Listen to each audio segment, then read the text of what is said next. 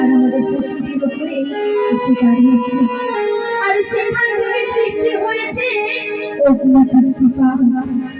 আর সেই বৃষ্টিপাতে সব কিছু পড়ে ছাই হয়ে গেছে বাবা। প্রাণে যে আর কেউ বেঁচে নেই বাবা। জানো, আমি ওই রাখালের ভাইদের অনেকবার করে ডেকেছি, তোমরা ওঠো না। তারা কেউ যে আমাকে সাড়া দিল না। আমি আর দেরি না করে তাই তো তোমার কাছে ছুটে এসেছি বাবা। আচ্ছা ঠিক আছে, তুমি কাউকে কিছু বলো না, নিজের পোশাক সঙ্গে যাও, ঘরে চলে